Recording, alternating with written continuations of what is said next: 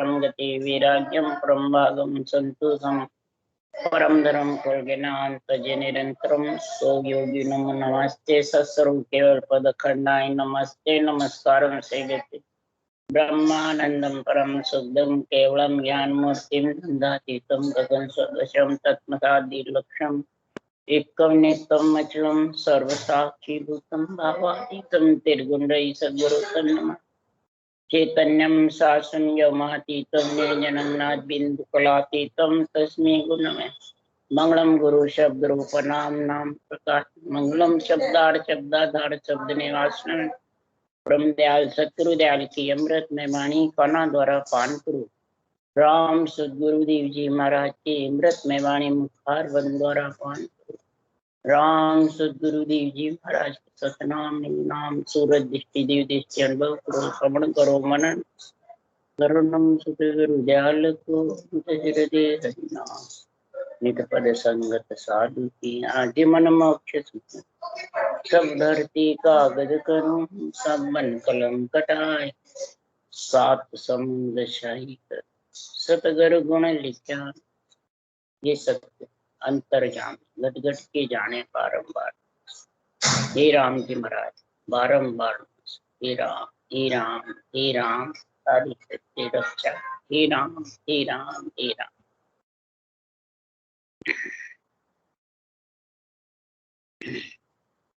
अच्छे दिन दिन का काम चल रहा है चालू है। सदगुरुदेव फरमाते हैं हे आत्मा ब्रह्म से बिछड़ करके तेरे को भिन्न है जो भरत खंड में नरदेह पावे और कलयुग में पावे। ये कलयुग और भरत खंड दोनों को उच्च क्यों बताया?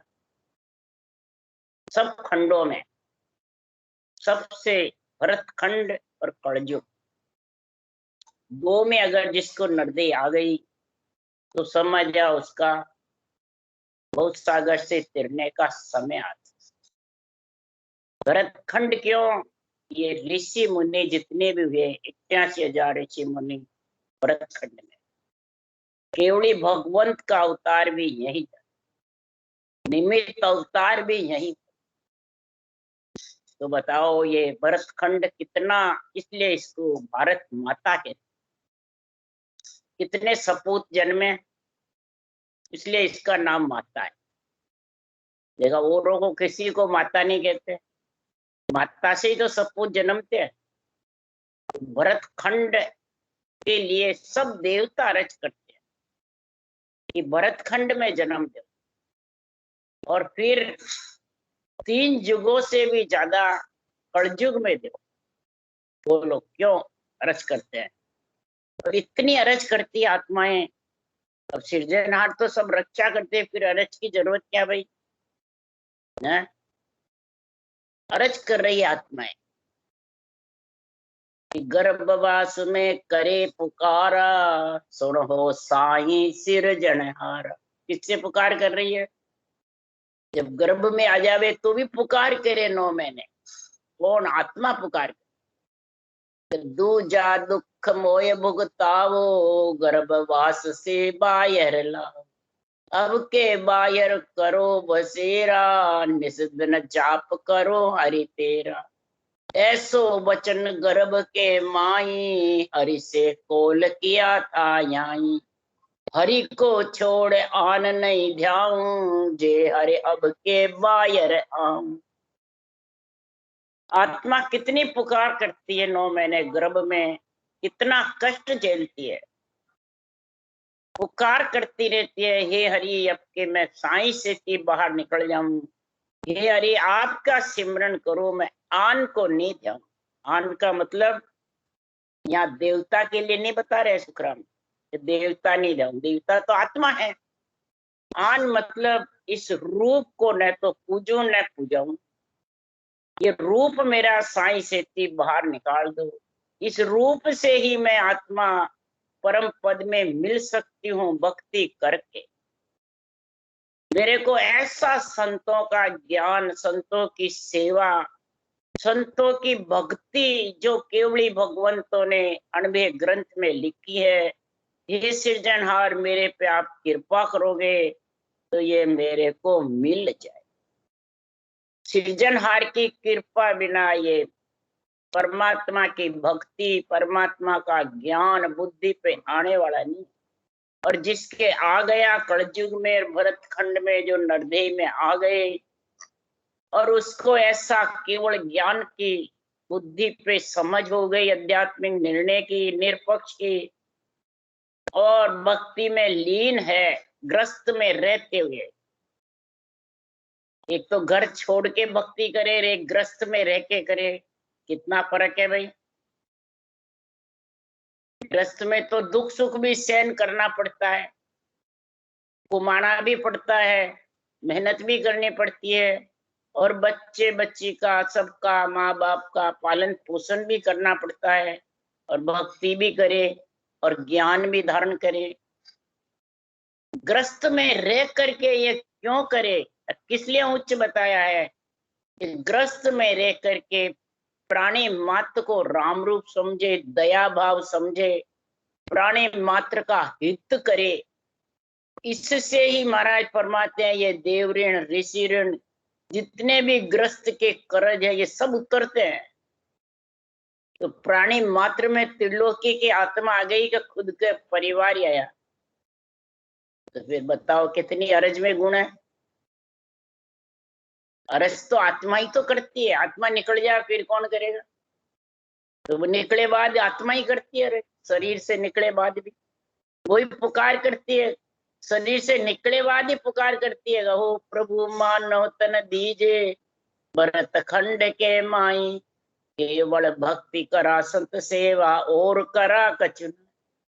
संत सेवा कोई रूप की सेवा नहीं बताई, ये अनभेय ज्ञान को धारण करना, अनभेय ज्ञान की महिमा करना और राम नाम को रटना, इसको सेवा बताई है। और सेव, सेव का मतलब रटना, सेवा का मतलब महिमा, इसकी अनभेय ज्ञान की।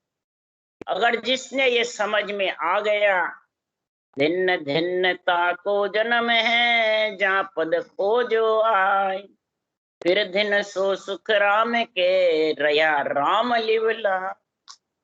नरदेह में आकर के उसके जन्म को भी धिन्न है, और फिर भरतखंड में आया, तीसरा कलयुग में आया, और फिर इस पद को खोज लिया, सदगुरु पद देश में जाने का। कैसे खोजा? धिन्न धिन्न संसार में राम मिलन के काज। इसको महाराज ने धिन्न बताया, धिन्न धिन्न संसार में राम मिलन को काज, पदवी छोड़े जगत की, तीनों जुग का राज, तीनों जुग का राज मिलन की तजे उपाय। महाराज ने बात क्यों लिखी? पदवी छोड़े जगत की, जगत किसको कहा? ये 3 लोक 14 भुवन का शरीर बना हुआ है, ये इसकी पदवी छोड़े। मोय पदवी नहीं भावे, केवड़ी भगवान कहते हमें पदवी नहीं भाती है, हमें तो पद चाहिए। और यहाँ पदवी में सब दुखी हो रहे हैं, मेरे को पदवी नहीं, वो क्या मेरे को पदवी नहीं, वो क्या मेरे को कुर्सी नहीं, वो क्या मेरे को कुर्सी नहीं है। चाहे सामाजिक नीति हो, राम नीति हो, राजनीति हो, सबको कुर्सी का भाव। और सुखराम जी कह रहे हैं जगत की पदवी भी नहीं चाहिए, शरीर की भी, और 3 लोक के राज की भी पदवी नहीं चाहिए, सत्युग त्रेता द्वापर की। और तीनों पदवियां मिलने का छोड़े उपाय, और चौथे लोक में मिलने का उपाय धारण करे। किसके लिए? कि 3 लोक की जितनी भी पदवियां हैं, कुल पदवी छुच्छम है भाई, सोपन भरी विकारा माई, जन पदवी त्रिलोक सरावे, अगम देश हंसा चल जावे। ये कुल पदवी है, तीनों जुग की समझो चाहे जगत की समझो, ये कुल पदवियां हैं। कुल में पदवी कितने दिन रहेगी? महाराज फरमाते हैं खूब शुभ कर्म करेगा तेरे को पदवियां मिल जाएगी, किसी को स्वर्ग की, किसी को वैकुंठ की, किसी को महाराज फरमाते हैं देवता योनियों की, इंद्र की पदवियां मिल जाए।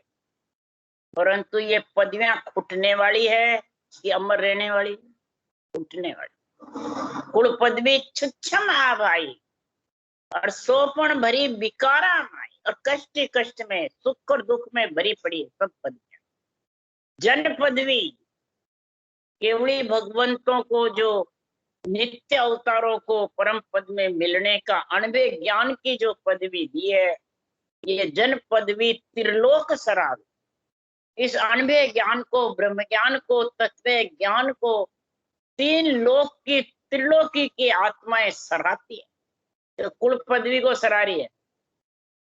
इस केवल ज्ञान की सराहना करते हैं। क्या देवता, क्या ऋषि, क्या मुनि, क्या अवतार, क्या सिद्ध साधक लोय, सब ब्रह्म ज्ञान की महिमा करते। और ब्रह्म ज्ञान सुनने के इच्छुक है देवता सब। आत्मा जब शरीर से निकल जाती है, शरीर में रहते जितने तो समझती नहीं ब्रह्म ज्ञान किसको कहते हैं, और निकले बाद में ब्रह्म ज्ञान की इच्छा रहती। ब्रह्म ज्ञान सुनने से उनके आत्मा को कष्ट कम होता है, शीतलता होती है, आत्मा प्रसन्न रहती है, बल्कि आत्मा को भूख प्यास भी सताती नहीं है, लगती तो है पर सताती नहीं। इस ब्रह्म ज्ञान से इतना गुण है, इसलिए जन पदवी त्रिलोक सरावे, तीन लोक ही सराहते हैं, सिर्फ मृत्यु लोक ही नहीं। अगम देश हंसा चल जाए, जिसने धारण करी है वो आत्मा अगम लोक में चली जाती है। चौथा लोक ही अगम लोक है। पिंड खंड ब्रह्मांड पर ब्रह्म को छोड़ करके और गिगन मंडल में उड़ती है, गिगन मंडल में निवास कर लेती है। तो दिन ज्ञाने दिन संत वे, दिन जो चीना राम, दिन सो सुख राम के, जन्म जीवता पहुता धाम। यहाँ मरे बात नहीं बता रहे, सुखराम जी कह रहे जन्म धारण करे जब से तेरा अंत समय नहीं हो, जिसके पहले तू उस देश में पहुंच जा। जीवता ही वो परम धाम देख ले, परम धाम का आनंद ले ले, परम धाम का मिलने का रास्ता अपना ले। उस ज्ञान करने वाले ज्ञानी को भी दिन है, उस संत को भी दिन है, और उस नर नारी को भी दिन है जो इस राम को चीनता है, धारण करता है, सांस उसास रटना करता है, उसको भी दिन है। जो संतपना आ जाता है आत्मा को, उसको भी दिन है। जो संतपना आकर के और निरपक्ष निर्णय केवल ज्ञान का भांत भांत कर समझाता है, उसको भी दिन। तो ज्ञानी को दिन, संत को दिन और नर नारी को दिन, तीनों को सुखराम जी ने दिन बताया है। दिन दिन सुन सोई मंड में, जा मत काढ़ो सार, दिन फिर थो सुखराम के, लेवे तत्व विचार। पूरे ब्रह्मांड में, पूरी सृष्टि में उसी को दिन है जिसने इस ब्रह्म ज्ञान, तत्व ज्ञान, अनुभव केवल ज्ञान का मंथन किया है, ज्ञान के शब्दों को, चरणों का मंथन किया। वैसे मंथन शब्दार्थिक अर्थ, फिर आध्यात्मिक अर्थ, और फिर अंदर उतारे। ये नहीं कि अध्यात्म भी करता जावे सुनकर, शब्दार्थी भी करता जावे और उतारे नहीं अंदर। अब ये क्या पढ़े लिखे ही कर सकते और नहीं कर सकते? जिसको 52 अक्षर पढ़ने में आता है, मात्राएं 10 मात्रा आ जाती है, वो मेरा ग्रंथ पढ़ सकते हैं। क्यों? ग्रंथ प्राकृतिक भाषा में है, संस्कृत भाषा में नहीं है। सब इसका शब्दार्थिक अर्थ जानते हैं, और शब्दार्थी से फिर आध्यात्मिक जब रचना करोगे तो अंदर के अंदर समझोगे और फिर अंदर उतार लोगे। जब इसको उतार लोगे, मत काटने का सवाल, तो उसके फिर 8 अंग 64 लक्षण शुद्ध हो जाए। सारी इंद्रिया, मन, इच्छा, शरीर उसी में लग जाए, ज्ञान में और भक्ति में, दोनों में लग जाए। ऐसा तत्व का विचार जो लेगा तो भिन्न भिन्न सो संसार में जिन घट ब्रह्म ज्ञान, फिर दिन सो सुख राम के दियो भरम सब भान। उसी जगत में नर नारी को भिन्न है, दो बार दिन बता रहे सब जगह। जिन घट ब्रह्म ज्ञान, जिसके घट में श्वासों श्वास ब्रह्म ज्ञान की समझ आ गई, रटना करने लग गया, फिर इस अणबे वाणी का बुद्धि पे आध्यात्मिक निर्णय आ गया, तो फिर उसको वैराग्य वृत्ति आई। ये ब्रह्म ज्ञान, ज्ञान मतलब अंदर उतार दिया। तो वैराग्य वृत्ति किसको कहते हैं? तो आत्मा राग द्वेष से रही, मैं और मेरे से रही, मैं और तू से रही, अहं भाव हूं पद से अलग, इसको कहते हैं वैराग्य वृत्ति। यानी आत्मा सबको छोड़ करके परम पद में मिलने के लिए अग्रसर है, उसको वैराग्य वृत्ति। इसी तरह सुखराम जी महाराज कह रहे हैं कि घर छोड़ने को वैराग्य वृत्ति नहीं कह रहे। घर भले छोड़ के जंगल बैठो तो भी शरीर तो ग्रस्त का ही है, वैरागी कभी नहीं हो सकता। वैरागी तो निरंतर है, और निरंतर में आत्मा मिल जाएगी, वो भी वैरागी हो, उसके संतपन आ जाएगा ब्रह्म ज्ञान से, और सारे भरम भाग जाए। जब भरम भाग जाए तो कर्म रहने का सवाल ही, भरम से कर्म बनता है।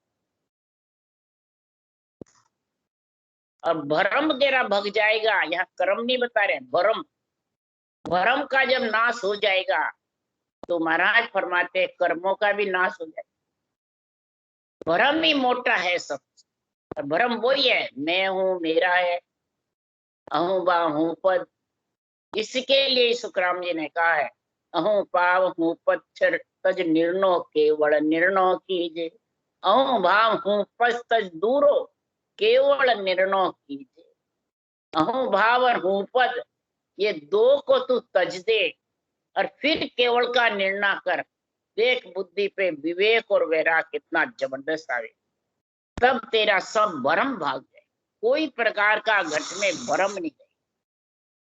भक्ति करते दुख सुख भी आएगा तो भरम नहीं रहेगा, क्यों आ गया? किसी को तो दुख आता है तो कहे भक्ति करा फिर दुख हटवा, और सुख आवे तो हमारा तकदीर नहीं है, तो फिर वो भरम में है कि नहीं है? भरम में है। सुख पाएगा, लक्ष्मी बहुत आएगी, मन चिंते कार्य होते रहेंगे, तब तो गए मेरे तकदीर बहुत बढ़िया है, मेरे गुरु महाराज भी बहुत बढ़िया है। और जब दुख आएगा, क्यों दुख सुख का तो जोड़ा है, दुख आएगा तो क्या मेरे क्या काम के, भक्ति करी मेरे क्या काम की, दुख ही दुख दे भगवान। अरे भगवान दुख नहीं देते हैं, परमात्मा किसी को भी दुख नहीं देता है। दुख महाराज फरमाते सब भ्रम के साथ होता है, जिसके साथ जितने भ्रम रहेंगे उसके साथ में दुख का नाता रहेगा, और भ्रम सब साफ हो जाएंगे तो दुख सुख में एक रहे। दुख आवे तो परवाह नहीं, दुख सुख आवे तो परवाह, दुख सुख में बराबर एक स्थिति है। उसके लिए सुखराम जी कह रहे भिन्न भिन्न सो संसार में जा सिर सतगुरु होय, फिर धिन सो सुख राम के तत्कण लियो जो। और सिर पे सदगुरु सरेदारी हुए, कौन सिर पे बैठाता भाई? किसी को कोई नहीं बैठा सकता। जब शरीरधारी सदगुरु होते हैं तो फिर सिर पे लिख रहे महाराज। सिर कौन है? कि तेरे मस्तक में बुद्धि है, बुद्धि नीचे नहीं है, मस्तक में है। इस बुद्धि पे जिसके सत्य अनुभव ज्ञान का आध्यात्मिक निर्णय बैठ गया, तो महाराज फरमाते उसको जगत में भिन्न है, वो तत्कण को जीत ले। तत्व कण राम नाम का सिमरण तत्व है, और कण है निज नाम। उस निज नाम में आत्मा मिल जाए, जो यानी उसको अनुभव में लेकर और उसमें मिल जाए। ये सिर सतगुरु में सबसे मोटा गुण है।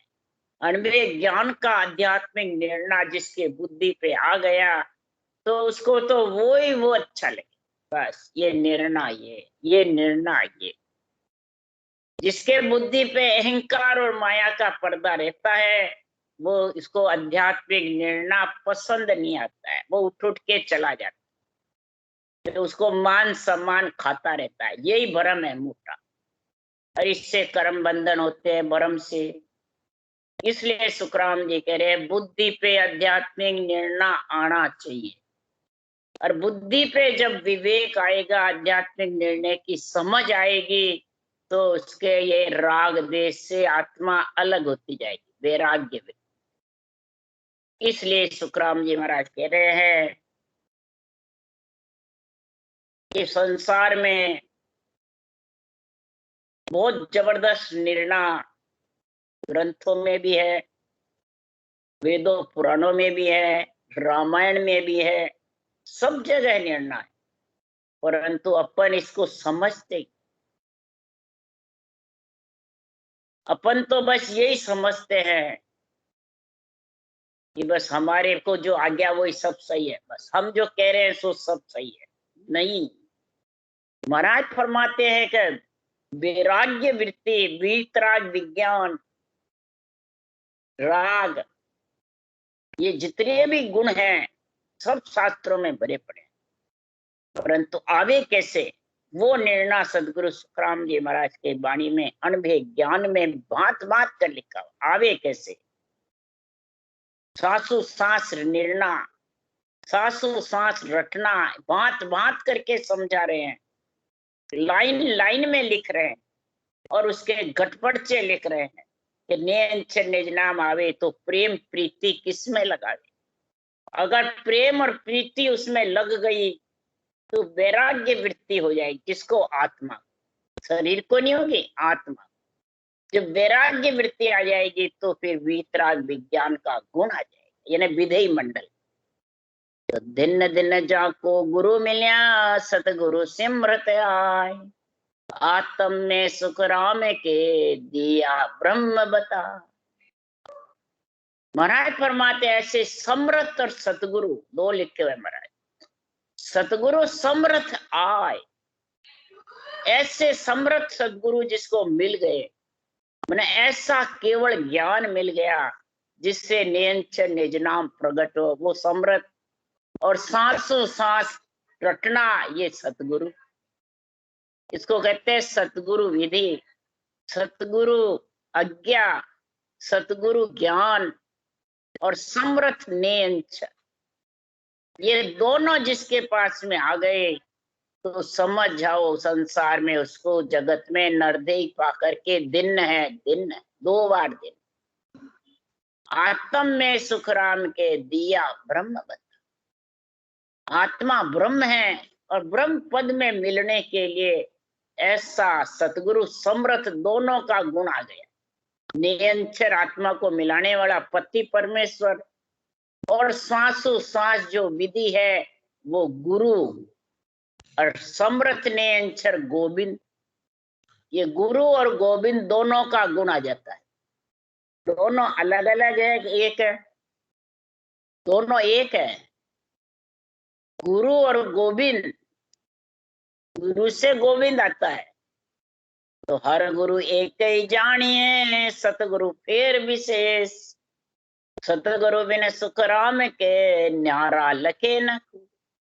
हर गुरु एक ही है, सासु सांस विधि और हर का नाम दोनों एक है। विधि भी सृजनहार की है और राम का नाम भी सृजनहार। ये कोई संतों की नहीं है विधि बनाई हुई, सब सृजनहार की है। संतों को तो बख्शीश करिए सृजनहार ने इस अणबे ज्ञान को, तो जगत में इसको फैलाओ और जगत में भोले जीवों को समझाओ। धारण करेंगे, बोलो लेवे आम नाम अमोल, डावो करे डाबा, अमोल नाम धारण करेगा। तो दिन दिन निर्गुण ओढ़ क्यों इन काया के माय, फिर दिन सो सुख राम के उलट गिगन घर चा।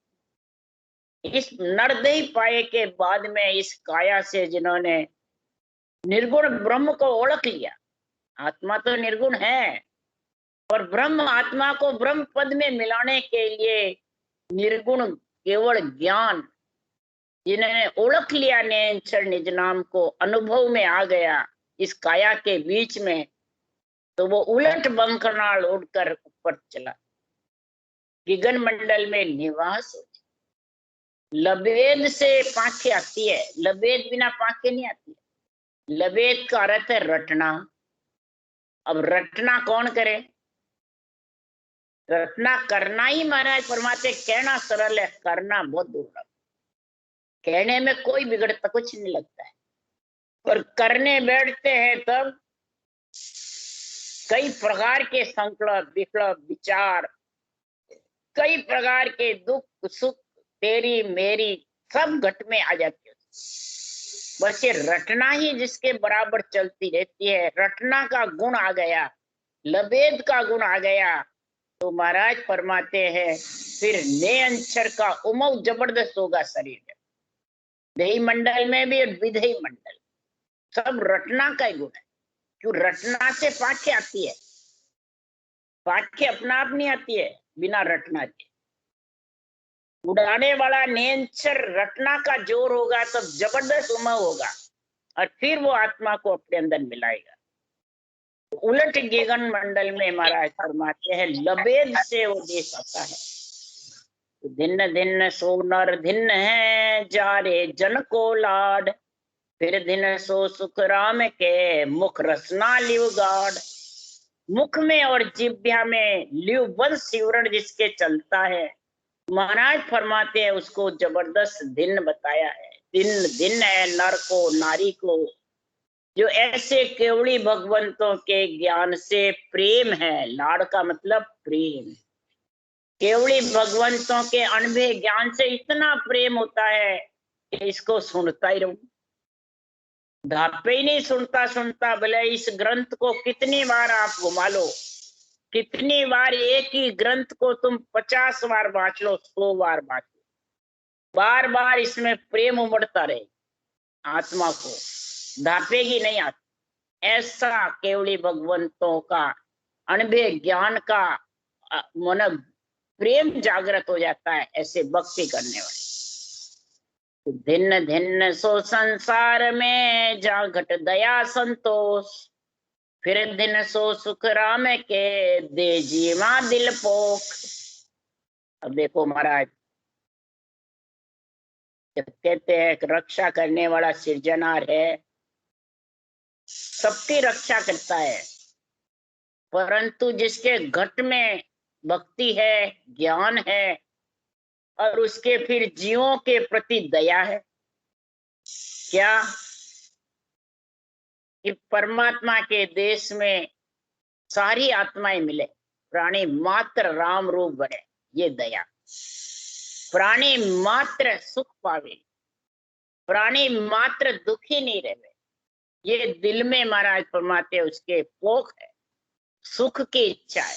ये नहीं मैं ही पाऊं, मेरा परिवार ही पावे और नहीं पावे, नहीं, पूरी त्रिलोकी की, केवली भगवंतों को पूरी त्रिलोकी की आत्मा की ब्रह्म ज्ञान की महाराज फरमाते दया। कि ब्रह्म ज्ञान तो कैसे सूझे? तो उनके ब्रह्म नेत्र खुलते हैं, ब्रह्म समाधि लगती है, तब ये ऐसी स्थिति बनती है। ब्रह्म नेत्र खुले बिना ये स्थिति बनने वाली नहीं है। प्राणी मात्र को राम रूप समझना, दया भाव करना, चाहे शरीर छोड़े हुए हो, ज्यादा कर तो शरीर छोड़े हुए उसकी दया ज्यादा है। शरीर छता तो वो खुद ही कर लेगा, उसकी क्या दया करेगा? खाना पीना सब कर लेगा, भक्ति भी सुन के धारण कर लेगा, परंतु जो जीव शरीर छोड़ दिया वो कितने दुखी रहते हैं, कितना पछतावा करते हैं ब्रह्म ज्ञान के लिए, भक्ति के लिए, नरदेही के लिए। तो उन जीवों को पोख, उनकी दया कर, उनको सुख पहुंचा, अंजड़ से भी धर्म पुण्य करके और राम रूप संतों का ब्रह्म ज्ञान समझा करके सुना के जीवों को इतना पोख दे, सुख पहुंचा, उनको नरदेही मिल जाए। सृजनहार तो है ही, पर जितने भगत संत भक्ति करने वाले इतने प्राणी मात्र का हित करते हैं, राम रूप समझते हैं, दया भाव करते हैं, तो धिन्न धिन्न सो नर धिन्न है, सो गुण ग्राही हो। फिर दिन सो सुख राम के, झूठ न बोले को। गुणग्राही, गुणग्राही किसको कहते हैं? ये गुण प्रकट करे, ये गुण आवे उसके घट में, प्राणी मात्र को राम रूप के, दया भाव के, सुख पहुंचाने के, हित के, ये गुण जिसके घट में है तो समझ जाओ कि उसके सारे ऋण उतर जाएंगे, कोई ऋण बाकी नहीं रहेंगे। रह जाएंगे, कोई ऋण बाकी नहीं। देव ऋण, ऋषि ऋण, पितृ ऋण, ये त्रिलोकी की आत्मा को ब्रह्म समझते थे केवली भगवान, ऐसा ब्रह्म ज्ञान था घट में, ऐसा निर्णय बात बात लिखा। तो माठे कर्म और ये करस तो इसकी गुणग्राही से ही सब निकल जाते, सब मिट जाते, इतना गुण है। और झूठ न बोले कोई, इन भगवत वचनों का अडंग बड़ंग सिकल विकल बेरंग निर्णय नहीं करे। अगर करेगा तो ये भगवत वचन झूठे, झूठ न बोले को, इसको झूठ का नहीं तो महाराज लिख रहे हैं तो मुख माही अमृत बसे, मुख के अंदर अमृत बसता है, मुख में है गुण है और अवगुण भी है। गुण है कि मुखार बंध से पेट भी भरिष्ठता है, इंद्रियों को पोषण भी मिलता है, प्राणी मात्र की भूख भक्ति है, और मुख से ही आत्मा परमात्मा में मिल सकती है, ऐसा गुण है। और अवगुण है कि प्राणी मात्र को दुख देना, प्राणी मात्र को का धन हरना और झूठ बोलना सारे दिन भर अपने स्वार्थ के लिए, और इधर पूजिक होने के लिए ज्ञानी भगवत वचनों को उथल पुथल करता रहता है, बेरंग रत करके भरमा देता जीवों को। तो वो गुणग्राही हुआ, वो गुणग्राही मुख्य हुआ। तो महाराज फरमाते हैं ये मुख में बहुत गुण है, वो गुण भी है तो गुण भी है। महाराज फरमाते हैं मुंह झूठा नहीं है। महाराज फरमाते हैं मुंह में खाई हुई चीज झूठी है, मुंह झूठा नहीं है। अपन मुंह को झूठा बताते हैं, तो परमात्मा ने क्या मुंह बनाया तो इसमें ज्ञान इंद्री कर्म इंद्री रखी है, तो क्या गलत है? क्या कर्म इंद्री का तो काम ले लेते हैं पर ज्ञान इंद्री का काम नहीं लेते। जिभ्या ज्ञान इंद्री है और मुखारबंद कर्म इंद्री, ये दोनों इसी एक ही जगह साथ भरी है परमात्मा ने। किसके लिए? तो गुण गुण ग्रहण करो और भोजन भी करो और भजन भी करो। भोजन तो कर लेते हैं, भूख लगती है जो, परंतु आत्मा को भूख को परिपक्व नहीं करते हैं। भजन नहीं करेंगे जितने आत्मा परिपक्व नहीं होगी।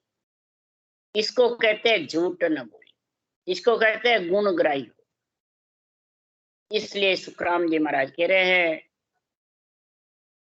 कि इस हरि के भेद के लिए, परमात्मा की भक्ति के लिए संसार में महाराज ने निर्णय किया है कि हरि को भेद नियारो रे, लके कोई संत पियारो रे। हरि को भेद नियारो रे, लके कोई संत पियारो रे। मुगत को भेद नियारो रे, जाने कोई जानन हारो रे। मुगत को भेद नियारो रे, जाने कोई जानन हारो। हरि में मिलने का जो विधि है, सतगुरु ज्ञान है, सतगुरु विधि है, सतगुरु भेद है, ये न्यारा किससे है? माया ब्रह्म से, मैं और तू से। मैं और तू, मैं मेरा, इससे न्यारा है। जो मैं मेरा करता है उसके पास में समझ जाओ सतगुरु का भेद नहीं है, सतगुरु का ज्ञान समझ में नहीं है बुद्धि। इसलिए सुखराम जी महाराज को संत वृत्ति आत्मा इसको परख सकती है। मुगत आत्मा को परमात्मा में मिलाने का जो जानता है, ज्ञान वैराग में समझता है, विवेक और वैराग जब भी आए, ज्ञान वैराग बिना आने होगा, भक्ति और ज्ञान वैराग तीनों होंगे तभी जान सकते। गोविंद है जो गावो रे, जक मन संत मिलावो रे। गोविंद यानी इंद्रियों को बींधने वाला, इंद्रियों सातों इंद्रियों को शीतल करने वाला, पांचों विषय को दबाने वाला, त्रिय ताप को तोड़ने वाला, गोविंद को जो गाता है, रटना करता है राम नाम की सासों सास में, वही आत्मा संत बनती, वही आत्मा संत ने निज नाम के संग जाके मिल सकती। तो हरि ब्रह्म जो बतावे रे, ईशो कोई मोय जतावे रे, हरि ब्रह्म जो बतावे रे, ईशो कोई मोय जतावे रे। हरि और ब्रह्म बतावे मेरे को, तो हरि किसको कहते हैं और ब्रह्म किसको कहते हैं? ब्रह्म आत्मा तो सबकी है, पर ये ब्रह्म पद में कैसे मिलेगी और हरि का नाम कैसे रटेंगे, ये आकर के कोई मेरे को समझावे। सुखराम जी महाराज कह रहे हैं, तो महाराज समझो वो परमात्मा पद की प्राप्ति करा सकता है, कर सकता है। हरि ब्रह्म दोनों को बता रहे, ब्रह्म पद का भी निर्णय करे और हरि को कैसे रटे, ये दोनों चीज का गुण समझावे। तो मुगत को नाम बनायो रे, कर्मस नरक ठहरायो रे। मुगत का नाम, आत्मा को परमात्मा में मिलना है, मैं मेरे से राग द्वेष से अलग करना है, तो ये सृजनहार का नाम है। इसके रटने की विधि है गुरु से गोविंद मिलने की नियंचर की। ऐसा मेरे को आके कोई बतावे तो वो भरम और कर्म दोनों से अलग हो जाए, नहीं तो उसको नरक में जाना पड़ेगा, गर्भ रूपी नरक में आना पड़ेगा। तो बुरा बिन वेद न पावे रे, जके सुन दो ये बतावे। ऐसा केवल ज्ञान के बिना, विवेक और वैराग्य वृत्ति के बिना, भक्ति ज्ञान वैराग्य के बिना दो बताते हैं, मैं और मेरा। ये दो अहूं बाम हूं पद, मैं और मेरा, ये दो जब तक बताते रहेंगे तब तक उनके पास समझ आओ ब्रह्म ज्ञान की समझ नहीं है। ब्रह्म ज्ञान की समझ बुद्धि पे जब आ जाएगी तो आध्यात्मिक निर्णय करेगा, वो बेरंग नहीं करेगा। तो सुखदेव सतगुरु पाया रे, घट घट में ब्रह्म बताया रे। सुखदेव सतगुरु पाया रे, घट घट में ब्रह्म बताया रे। सदगुरु पद की प्राप्ति जब होगी कि त्रिलोकी की आत्मा, सारी सृष्टि ब्रह्मांड की आत्मा ब्रह्म नजर आए, ब्रह्म नेत्र खुलेंगे, ब्रह्म समाधि का गुण ब्रह्मांड में होगा और ब्रह्मांड लांग करके जब ही जा सकता है, ब्रह्मांड जब ही छूटेगा कि ब्रह्मांड से आत्मा आई और फिर आ जाएगी। ब्रह्मांड 10वां द्वार जब ही लांग सकता है इस संसार में वो हरि ब्रह्म दोनों की समझ है। त्रिलोकी की आत्मा ब्रह्म नजर आए, त्रिलोकी की आत्मा को राम रूप समझे, दया भाव समझे। किसी आत्मा ब्रह्म पर अर्थ नहीं घटावे, खुद पर घटावे, इस रूप पर कि तू आत्मा के लिए क्या कर रहा है और किसके लिए आया है और कहाँ जाएगा। ये तीनों चीज की समझ कर ले तो मिलना है, तो मिल गए कि मिलोगे। मिलोगे तो अभी आशा ही है, मिल गए तो कैसे मिले, मिलना है तो अभी आगे के लिए है। इसलिए सुखराम जी महाराज कह रहे हैं कि ये समझ रखो, तब भी उसको संसार में नरदेह पा करके दिन है, दिन है, दिन है। राम राम राम राम। बोलो राम सदगुरु देव जी महाराज ने धन्य हो, धन्य परम दयाल सदगुरु राम जी महाराज ने धन्य हो, धन्य अनंत श्री सुख सम्राट सदगुरु सुखराम जी महाराज के ज्ञान सत्स्वरूप भगवान ने धन्य हो, केवड़ी भगवंता ने धन्य हो, धन्य जीवा तारण जहाज ने धन्य हो, धन्य मोक्ष के मालका ने धन्य हो, धन्य अनंत कोटि संताने धन्य हो, धन्य राम सबासी राम राम मारो सबने राम राम राम राम राम राम सा राम राम सा राम राम सा।